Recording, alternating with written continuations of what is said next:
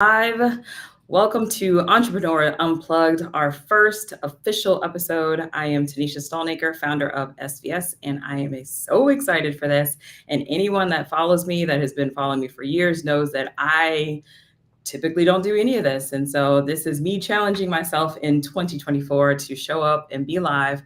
But I'm going to always have a co-host and a guest because me being live by myself has been shown to not necessarily be the most entertaining time. So I am going to check really quick to make sure that we are also live on Instagram, and we are. So we are live on all the places. I'm doing the same thing.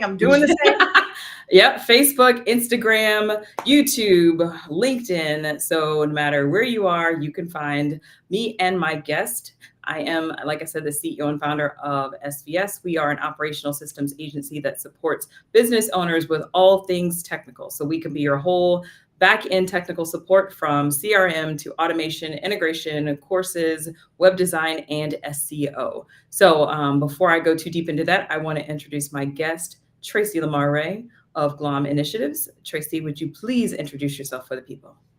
Hi, everybody. Forgive me. I'm working on tech at the same time. My name is Tracy Lamar-Ray. I am the founder and CEO of GLOM Initiatives, Inc.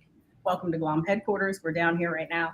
This is crazy. I'm trying to do all the same things with all of the live tech, but we're going to make it work. We are going to make super stoked, geeked, excited to talk about entrepreneurial resilience today, which we all need a whole lot of. So a couple of things before we get into it, and some of this is for me just as much as it is for the audience. Just some housekeeping things. The reason that I wanted to start this was not just to show up, but because I talk to business owners all the time, and there's all kinds of issues and challenges and topics that almost every business owner faces, from finances, pricing, resilience, mindset, growing your team, knowing how to scale, the tech, all of this stuff. And so I just figured sometimes we see all of the big name businesses and it's helpful, but it also kind of feeds in, at least for me, to some of that imposter syndrome. And so I would have loved to have had just kind of some more real talk. But while I wanted to do that, I did not want it to be like a formal podcast. I wanted it to be like a really fluid conversation with all the real stuff. So like Tracy's lights might go out if she doesn't move around enough. My dog might come busting up in here. My husband might come home for lunch super loud. And because these are all the things that actually like really happen. So with every guest, all of us have different areas of expertise. You may or may not agree. You may agree to disagree, and all of it's fine. Please feel free to give comments, ask questions and everything. We're just going to be here for like 20 to 30 minutes, and then we'll hop off. I will say for me, I am terrible at reading the comments. So I purposely did it to where it'll pop up on screen so that I can be reminded to actually pay attention to the comments. So let's see if I am successful this time around, because historically I see the comments after we're done. I know we got chat going in both directions here. I'm sorry, my eyes are directed over to Instagram. But we're going to make it. I'm not even paying attention. I'm not even looking at another screen, because if I do that, rabbit hole gone. We can do hard things. We're entrepreneurs. Yeah. So where do you want to start the conversation? So I guess for you, because I know that you have an additional business with your husband, a brick and mortar business that you've had for years, even before starting GLOM. I guess one thing is, between the two businesses, or one versus the other, when it comes to resilience, what does that even look like for you? Okay, that's a lot. Let's back up and let's give it a little bit of context. So the definition of resilience, let's start there, is to be able to persevere despite challenges or obstacles. And then there's another framework that they use that says that resilience is defined as your ability to overcome or recover from trauma, loss, stress, some sort of challenge. So how does that relate to entrepreneurs? We kind of can put that in context with our personal lives, but as entrepreneurs, there's an extra twist to that. So being a 20 plus year veteran of entrepreneurship, plus with your husband. So that's like dog years. As we call that. Dog years when you are in business with a spouse, husband, wife, whatever. It requires a ton of additional skill sets that are very distinct from just the 9 to 5. And so, yeah, so as I teach my entrepreneurship classes, we talk about the fact that, and a lot of people I'm sure are familiar with the stats, that 90% of businesses that, small businesses that start fail. And of that 90%, or 20 of that 90% fail in the first year. So if you started a business and you've gotten past your first year, kudos to you, because you're beating and have beat the odds. So why is that statistic important, and why do I talk about that, and why do I highlight that? Another interesting statistic that I love to tell people about, because I think a lot of people don't know about this one, is that only 9% of entrepreneurs have a degree in business. So you hear about people with their MBAs all the time. So where are these people with the MBAs if only 9% of business owners are entrepreneurs? They work for other people, right? And so that tells us something interesting about entrepreneurship. Number one, it means that entrepreneurship is hard. So people spend money to get advanced degrees in business to go work for other people for a lot of different reasons, but mostly to make money and get a good job. So it tells us that entrepreneurship is very, very difficult. So what else does that tell us about? Yeah, agreed, right? It's really, really hard. So 20 plus years, yeah, it's been really hard. It's hard. Sometimes it's not fun. The other thing that it tells us is that entrepreneurs are not typical. It means we're not average, because 9% is not average. It's a low, low statistic. So what does it mean we're not typical? It means that we're probably looking for something different. We get into this, right? We get into this with a different kind of motivation than people who are comfortable with the security of a 9 to 5 job. I always say that it means we're a tiny bit crazy.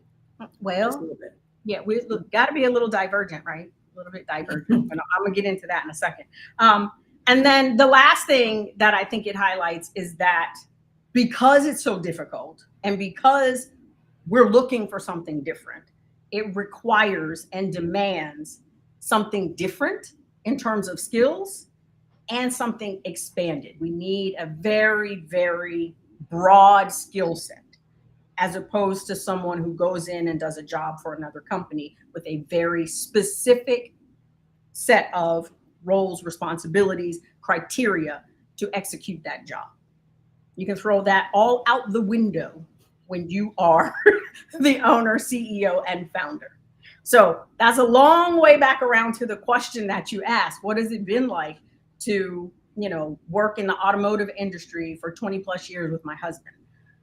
I have learned so much about business, about myself, about my husband, about finances, about, wow, the list goes on and on. A lot about customers. The public has changed in 20 years.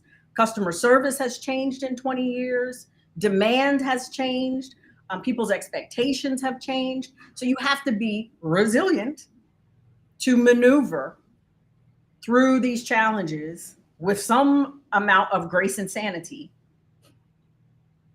and be able to pivot, very, very quickly. So some of the skills that I'm going to talk about and that we'll discuss today are psychological skills. And so that's Glom's jam. That's what I do. So I'm all about helping people develop the psychological skills necessary to realize their dreams and achieve the objectives that they want, either professionally or personally, or even in their organizations. And so that's what I've learned more than anything, is that it requires more than these hard skills that corporate America talks about. Success in business in particular and specifically requires advanced and expanded psychological skill sets. And so that's where GLOM positions itself. Well, thank you. So it's funny. First off, shouts out to you because I adore my husband. I love that man of mine, but I don't know that I could work with him. Or for him. But I could say, I agree that he'd probably say the same thing. We could not work with or for one another. And we would evenly, like if you're into astrology, me being a Taurus, him being a Leo, yeah, it would make a TV show more than it would make a business. So shouts out to you and your husband for that. Yeah. But, you know, I think not only do I agree with what you're saying as far as the bigger part of being an entrepreneur when it comes to resilience, so much of it is mental before it's so many other ways. But I also, even though clearly I'm familiar with you, you know, you and I do some work together, I think it's interesting how we approach resilience in our business. Yes. Because your way is heavily based in the mindset and your ways of thinking and, you know, taking care of self and, you know, being self-aware and all of that. And while I think all that's important, clearly my business, it was more in the resilience of the, not a hard skill, but like using systems to kind of build that resilience for you. Organization, all of that stuff is vitally important too. Having your operations down to address and manage the stress. And so that's the whole point of resilience. We feel pressure. We feel the demand of all of the responsibilities that we've taken on and the things that come along with that. So it's a beautiful marriage between, okay, we have to have these tangible things in order. This infrastructure must be in order. But this infrastructure also must be in order. So we can talk about resilience from cognitive perspective, which is thoughts. We can talk about it from a behavioral perspective, meaning the things that we do, how we act, the choices that we make. We can talk about resilience from an emotional concept. And then there's also, I'm forgetting one. Our emotions, our thoughts, which is cognition, our behaviors, and then of course, like you said, the infrastructure. And so how do we manage all of those things? It's a lot. And when you work for someone else, you know, a lot of that is taken care of for you because the containers are already pre-made. Yeah. If I look back to when I started SVS, if I was looking at all the things that you just mentioned, infrastructure is probably the one that I jumped to first. Because I had done recruiting for years before I started the business. And so I think I just have a natural process-based mind of, I'm going to use a process to make my life easier. I always joke to say that I'm like the best lazy person ever. And it's not because I'm afraid of hard work. I just want my hard work to be smart hard work to where I don't have to do the menial things over and over. And I could use my big brain for something bigger. But when I look back at the first year, going into the year and a half, all of the other categories you mentioned, as far as like, I'm emotionally intelligent, thankfully. So there was some balance of that to where the pressure wasn't like, I'm too stubborn to let the pressure like break me. But I did not factor in that first year, just how much of that mental junk that we bring from being an employee into being a business owner. You know, I became a business owner because I got laid off. And I'd been laid off like 5 times. And I just decided that day that I got laid off, this is the last layoff I'm ever going to have. And I had no freaking clue what I was going to do. My husband's like, what are you going to do? I don't know, but I'm going to make some money. I'm not going to get laid off again. How about that? Yes, exactly. So I was like, I'm not laying myself off. So I was like, I don't know what I'm going to do. I know I'm good at things. I know I'm smart. Yes. And we're going to see how it goes. I love it when people say, oh, I made a business plan. You know, I planned all these things and I didn't do any of that. But it was like, I'm going to take the smarts that I have today. And so that first year was literally just figuring it out. And then of course we get to add a pandemic to that first year. So it made me figure it out faster. So if anything, the one thing that I know for me that I'm really good at is looking at the good, the bad, and everything in the middle and finding like the lessons in that. And so for me, a lot of my resilience is built in that. So it's like you said, we can do hard things. Every year I jokingly say, I'd love to be in business this year and not have any lessons. It's not happening. So I finally decided it's just not happening. That's not a thing. It sounded good. You can choose not to acknowledge the lessons, but they're gonna come. They're definitely gonna come. The other piece was the physical piece. That's duh. I played tennis today right before this, so if I'm amped up, you guys can tell why. This is part of my research. I didn't play tennis, so you can see the difference in our energy.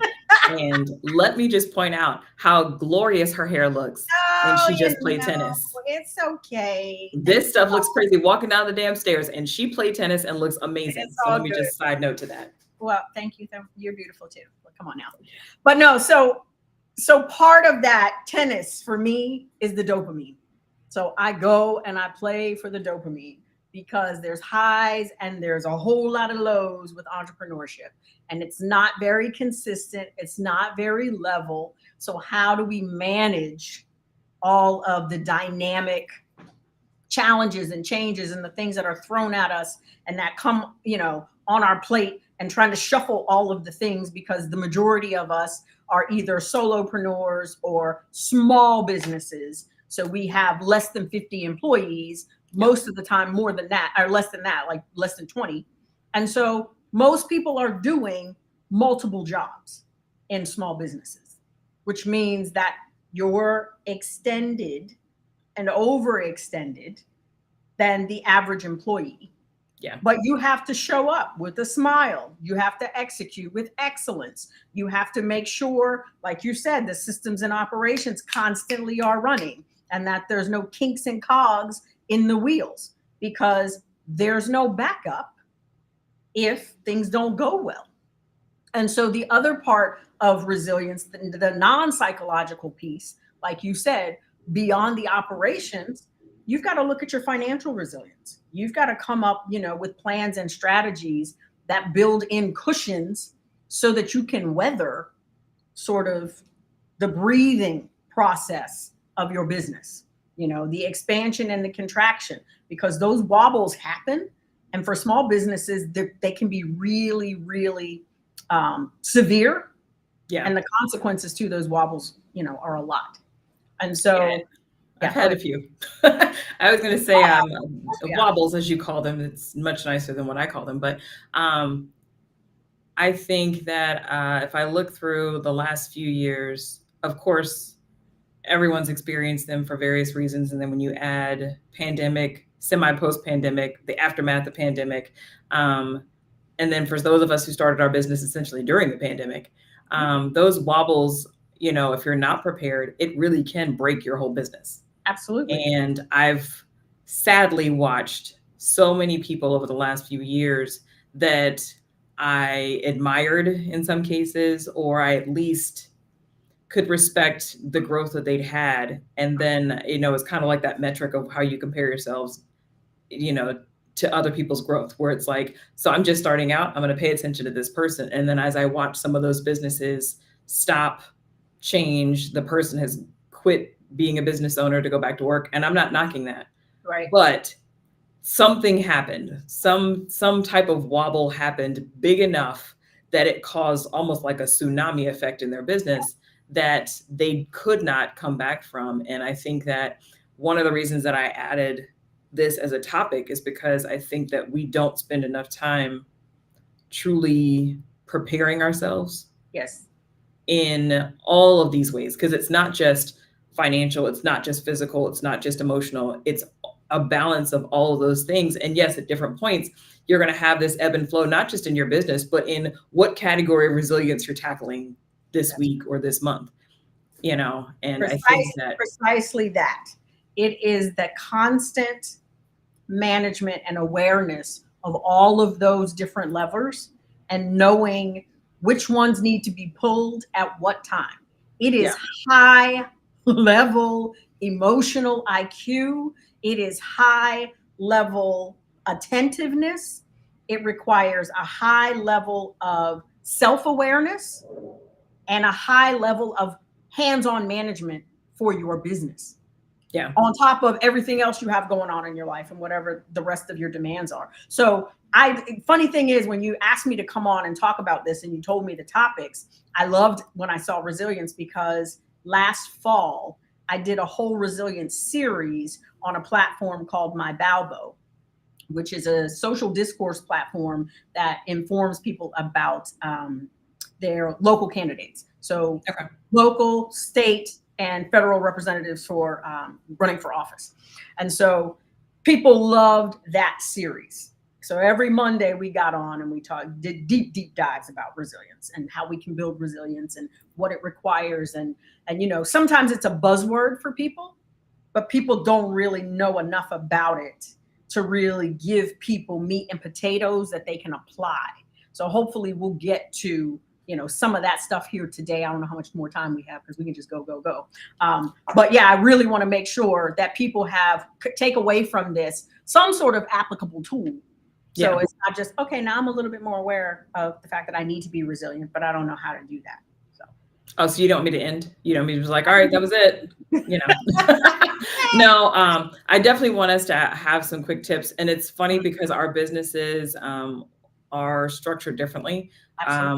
In that I have an agency. So there's that was kind of partly how I decided to manage a certain level of resilience in my business, is I looked at, the inward support of having a team. I don't look at them as an extra burden or thing. I really do lean in on them. And it's been very helpful because certain times when I am overwhelmed or tired or whatever, they step up, but then there's those of us like you are, we're still very much solopreneur right now. So it's kind of cool for us to be able to share our ways of dealing with resilience or how we manage resilience from having a team or having people that we've hired for certain areas versus somebody who is still solo right now. And how do you manage that? Because what it looks like for you is going to look slightly different in some ways than what it looks like for me, just because of how we manage our business. Oh, and I think that's a really great point, because I position myself as a firm, but I've also had those wobbles. So I had help for a couple of years, and then due to different circumstances, now I find myself standing as a solopreneur again. This is not the place I will stay, absolutely not, but this is where I am. And so you mentioning the fact that you figured out early on how you wanted to position your business and what it was going to require.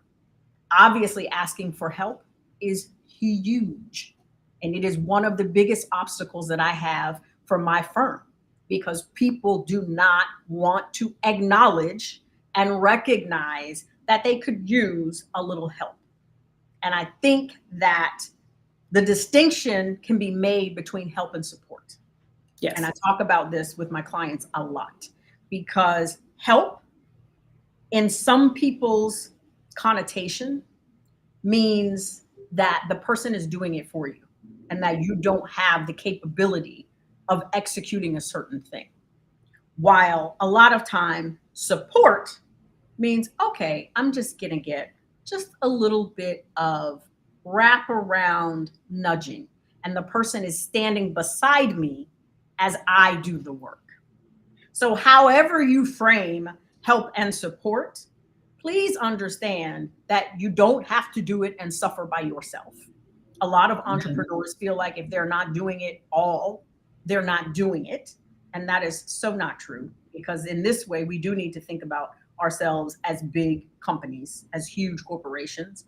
Corporations have people, they have teams, they have departments, and so it is okay for you to not only need help, require help, but ask for help.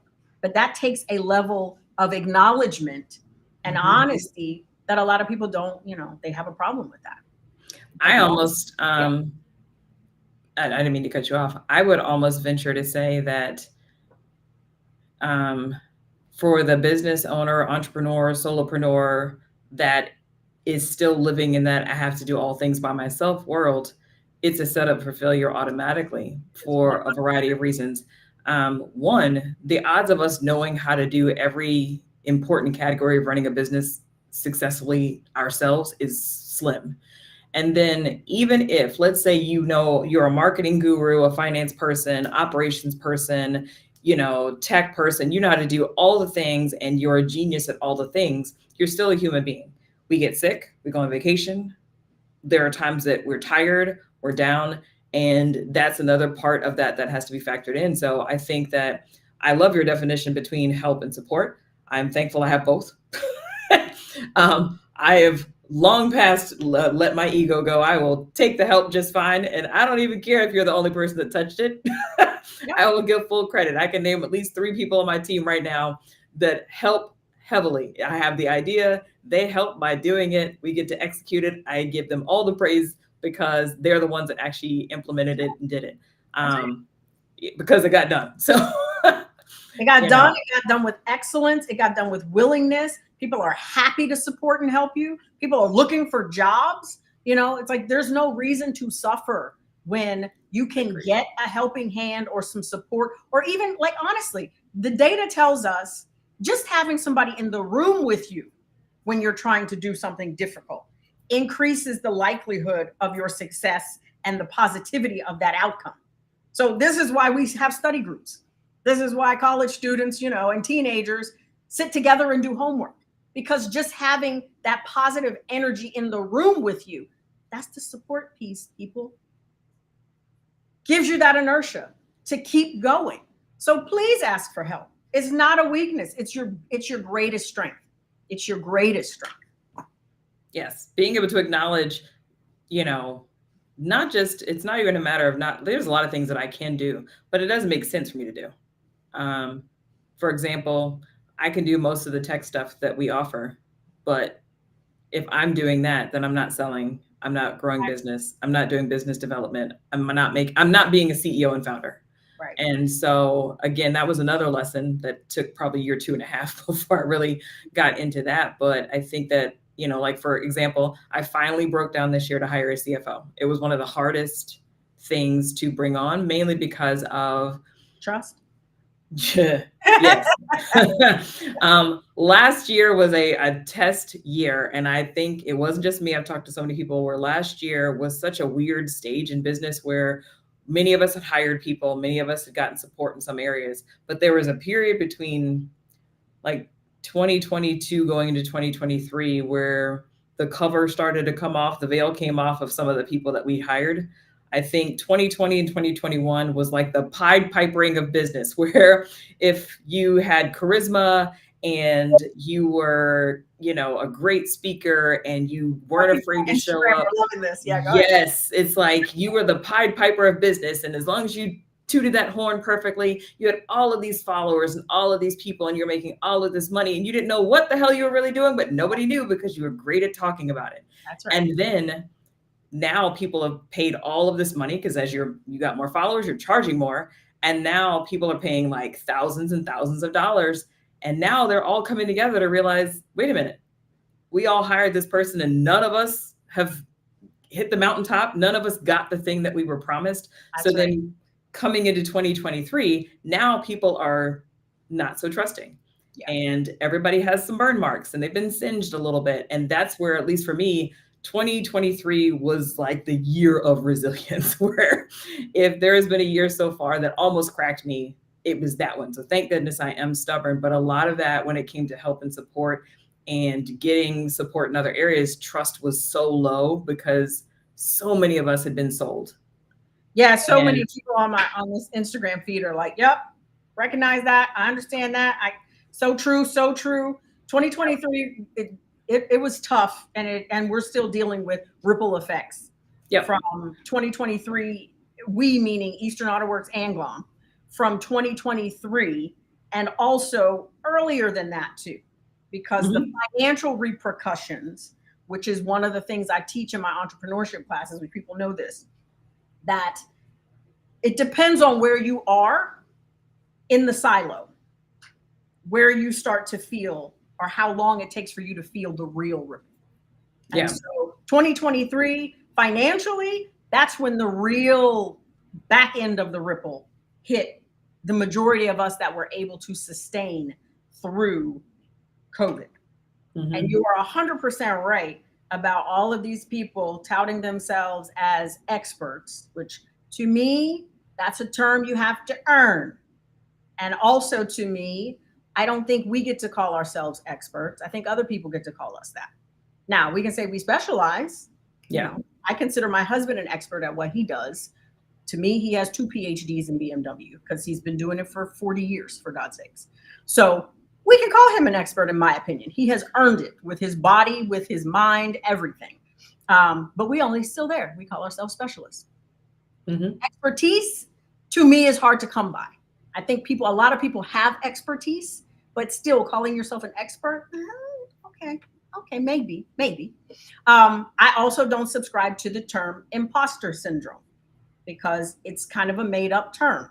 However, what you were talking about, I think there's a ton of those imposters out here. Yeah. You know, charging people ridiculous amounts of money for very general information. Yeah. That you don't even have to really, dig. You could have Googled it. You could Google, barely Google, and you know these things. So people definitely have to beware, and I encourage people to do their due diligence. People need to have some credentials. They need to have some evidence to support the claim that they are posting out there in the world about their business expertise and acumen. I say it all the time. So it's, but I'm also, hey, it's free enterprise. Do you? I want everybody to succeed, and there's room for everyone. But ethics is important. Business ethics, very important. It's extremely important. I think the one thing I will say to my point with that, as far as if I could give a tip when it comes to resilience, and I know you talk to this more in your business than I do in mine. Well, I'm probably getting there more with one-to-one things, but it's not something that you're not going to see it on the website. I'll just say that. But the one thing that I will say, especially to the people on your Instagram that are feeling my Pied Piper reference, the other part of resilience when it comes to being an entrepreneur is forgiveness. Not just of the business that may or may not have wronged you or taken advantage, but for yourself. That was the part that almost broke me last year. Was I beat myself up so much for not seeing through the BS. Yeah. And it's like I felt that I vetted some of these businesses. I followed them for years. I asked questions and everything. And then it still didn't yield a positive result. And I'm like, am I being too picky? Was I expecting too much? And I was like, no, I spent a lot of money. I should have, I should at least walk away with the thing, And so, but I spent a good portion of the second half of last year just forgiving myself. And it was like that cycle of acknowledge that it happened. And so much of it happened in Q1. So there was a lot happening in that one segment. And then going to Q2, beating myself up. And then Q3, just being exhausted. And then Q4, it's like, okay, unless you're just going to quit today, you need to get past it, get over it, count it as a very expensive lesson, wobble, and move on. Because forgive my French, shit happens, and it definitely happens in business. And it's going to happen. And it's not going to be the last time that it happens. And so what you were talking about is 100%, first of all, authentic. And I appreciate you sharing, because this is the stuff people don't want to talk about in business. The financial hiccups, the decisions that we make that don't go the way we think they're going to go. Lord have mercy, in 20 plus years, can you imagine how many decisions I have had to make? And my job for years, for decades, was putting out fires and problem solving. And so it is a skill that translates beautifully to GLOM, because I help people solve their problems. That doesn't mean that I don't have any. And it doesn't mean that I always make the right decision when it comes to my own. And so tennis is a beautiful, beautiful sport for this, because one of the things they tell you in tennis is to have a very short memory. You hit the ball, you do what you do. If you mess up, it's over and you move forward. And so that resilience to be able to constantly pivot actively and let go of what happened in the past. Now, it doesn't mean you don't sit down, assess it, and see what you can learn from it. Absolutely. Because it happened for a reason. but we do it quickly. And you have to do it in real time when you're playing tennis because the next ball is coming. And so that's one of the reasons why, you know what I mean? The game probably why I don't play tennis. It's probably why I avoid playing tennis. That's exactly why I do, because it is a challenge. It's a constant challenge. It's a constant challenge. And that is one of the things that I think makes entrepreneurs different, is because we're built for challenges. We lean into the challenge. We want the challenge. But then we get, we can get so bogged down and perfectionist about it that we don't realize, like, it's the growth is part of the process. It's part of the process. You're not going to always get it right. You're not going to always get it right in life either. But we're so afraid to like go outside of the line, and we're trying to stay. Now, flow is very important.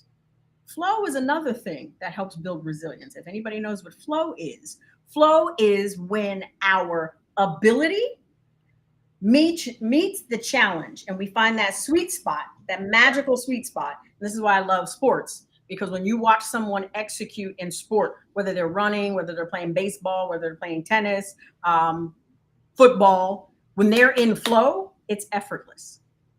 So energy output matches energy input. So it's this perpetual thing that can go on almost forever because you found your sweet spot. So yes, it's important to try to find that sweet spot, but it's hard for us to find flow, and it's like magical for us to stay in flow.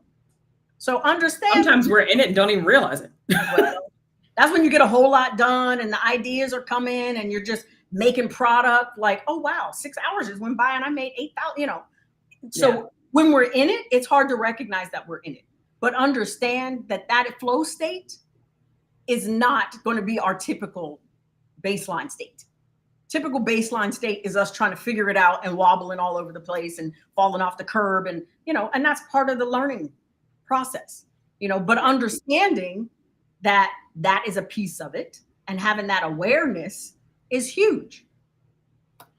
Absolutely. And just speaking of awareness, something told me to look at my Instagram, and now I have some people that have been commenting. My bad, y'all. I told y'all, I warned you in the beginning. I'm terrible looking. So. Give me your Instagram. I'll do both of those.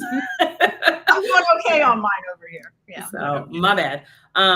So before to kind of close things out, what would be your top 3 tips, warnings, recommendations, heads up? If you don't do anything else when it comes to resilience, do these 3 things. Okay. Well, let me approach it 2 different ways. Okay. First, I'm going to give you like an exercise that you can apply at any time to sort of help you manage resilience and stress. So first of all, be aware, understand and recognize when you are overwhelmed, stressed out, whatever it is.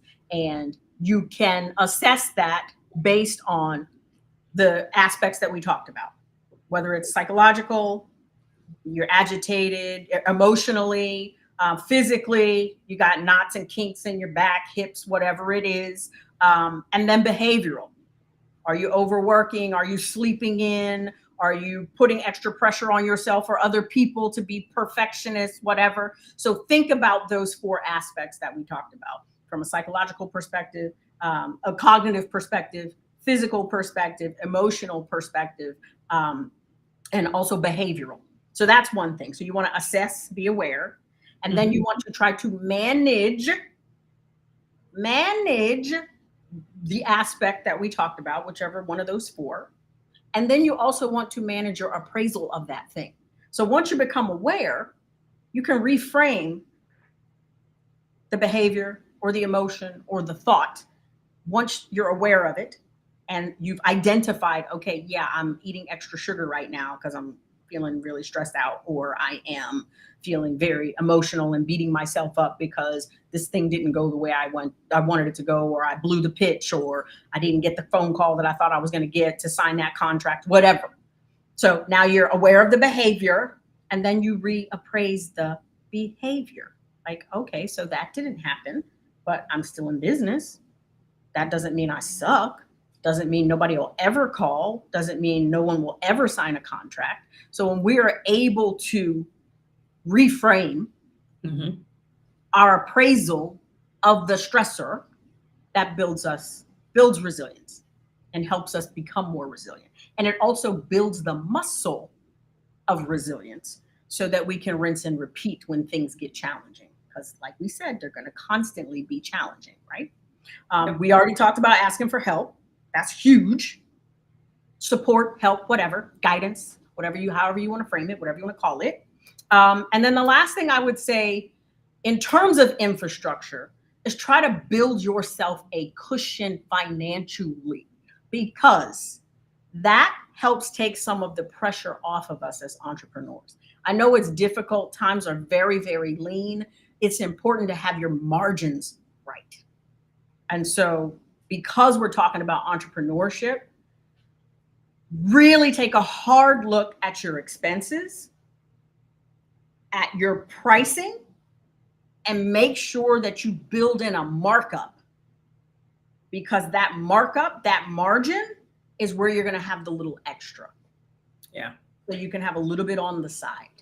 And so when things get really, really tough, you'll have just, a couple extra thousand or 10,000 or whatever scale your business at, a couple hundred, wherever scale your business is at, it's going to make a huge difference if you've got just a little bit more on the side to help you breathe, and it gives you room to maneuver and pivot in terms of having operating capital for your business. So from a tangible, practical resilience standpoint, I think financial resilience comes from having your margins right and understanding that you have to build in a little bit of a profit margin for your business to continue to grow capital. And those are the things that I would say. Okay. What do I know? So those are awesome things. I would say, and again, that's a different way of looking at things, and it's the nature of our businesses. So of course, there's a certain level of resilience that I tie in again to systems and automation, because part of being human is making mistakes and having errors. And so I'm naturally a fixer by nature, but to keep myself from being overwhelmed or bogged down in fixing things, I tend to put a system in place for it, or an automation or something. And it's not to dehumanize the business. It's almost to give me the space to be more human in my business. If I didn't have certain systems. That breathing room, you're building in the breathing room. So you collect bandwidth back. I love that. Yeah. So my breathing room is in my team that has my back so that I can do this type of call. Like, I can see on the screen over here, there's activity happening with the clients, but I don't have to sit and panic and wonder, oh, is it something that needs me? I trust my team. So part of that resilience for me is putting people in place in my room, not physically, but in the room like of my business, where I have people that have my back, and then I have systems that also have my back, just in that kind of way. So there's small things that I don't have to worry about. I think the other thing for me that has been really helpful is building my own, I was going to use the word tribe, but I'm not going to use that. My people. Ecosystem? Yes, very my own private, it's not say I won't share them, or anything like that, but it's kind of like people that I know that if I tell them an idea, I can trust them with the idea. If I ask them a question, they're going to give me an honest answer, even if the answer is, girl, you messed up, but having, you might think that one. Yeah. But I'm just saying, like, being able to trust that if they're saying that I messed up, it's because they're taking me into account, my business. They've invested themselves into understanding me, and where I might be getting in my own way.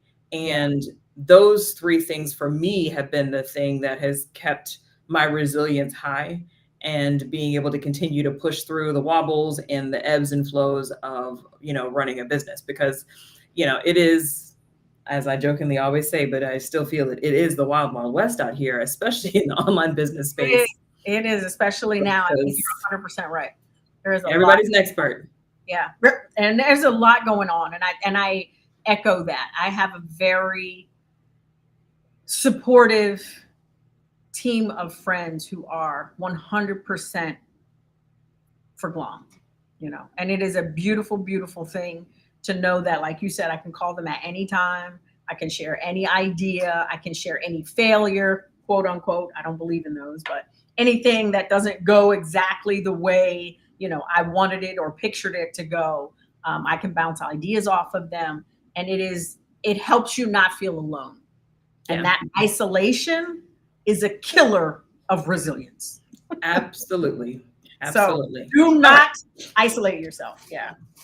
So before we wrap up, I know you have an event coming up, so I wanted to give you an opportunity to tell the people about it. And we'll make sure that when we wrap up the live that we put a link to the event in the comments so that people can register and join or ask more questions. And then I will do the same with mine. So what do you have? I will try. Okay, so another thing you can do to build your resilience and increase your self-care skills is boost your well-being. And so how do we do that? Self-care is huge, and it's not just hair and nails, even though we look very cute today. Self-care and resilience is built through overall well-being. And so GLOM hosts these well-being events, throughout the year to help people not only learn, get a deep dive into well-being, but also have a fun activity, group, social engagement, ecosystem environment, so people can come together and really decompress kind of with the similar goal. And so I have a brunch. Our first well-being brunch is going to be on the 18th of February, right here at GLOM headquarters. Right now, I believe the price is $125. You're going to get some facilitation by me. You're going to receive a beautiful GLOM journal so you can do some work in it. I think that the topic of this particular brunch is going to be brunch and breath work. So for anyone who's interested in that, curious about breath work, our ability to manage our breath is one of the things that pulls us back into our body and helps us control stress, and we carry it with us all day, every day. So learning to use that as a very, very powerful tool. So we're going to talk about that. Of course, we're going to have beautiful champagne mimosas with real champagne, no cheap stuff. GLOM doesn't do that. And of course, delicious food. It'll be about an hour and a half or so event. So pretty short. I think like 10:45 will be sort of check in and, touch base with everybody. And we'll get started right at 11 and we'll hard stop at 12:30. So hopefully, let me get the link up here so you guys can pre-register. Yeah, and like I said, we can do it at the end of the live so that people have it in the comments. But make sure if you are in the area of Hampton Roads, make sure you check it out. As I've told Tracy, I do love a brunch. So, make sure you check it out. Let's all do some breath work together because as Tracy alluded, right now my self-care is my nails. And that's okay. And then the gym, the nails in the gym. That's pretty much it. The hair, not so much. But, so thank you so much, Tracy. I guess for me, what I will put in the chat is a link to a downloadable for ideas and tools and tips for productivity. Along with that, there is a quiz, because I love a good quiz, that can help you kind of understand what type of support your business may need. And that's whether you're going to use my team or another team to get that support. It just kind of helps give you some clarity on where you may or may not need some support. So I'll make sure that's in the chat as well. But thank you all so much for being here. Thank you for the comments. Thanks for the cheers. Thanks for the reactions and the love, even though we know I was only half paying attention to all of them, but I appreciate every single one of you for being here live. And thank you for being here at our inaugural first episode of Entrepreneur Unplugged. We will be back next week. I said this was a monthly thing, and I think I have like 6 or 7 dates lined up. So it's probably not going to be monthly now. It looks like it's maybe weekly, but we will, take it. If you are interested in ever being a guest, please just send me a quick message and we'll just see if you're fit. But otherwise, thank you guys so much. And thank you for being here. I appreciate it so much. Thanks everybody Absolutely. for logging on. See you guys next time.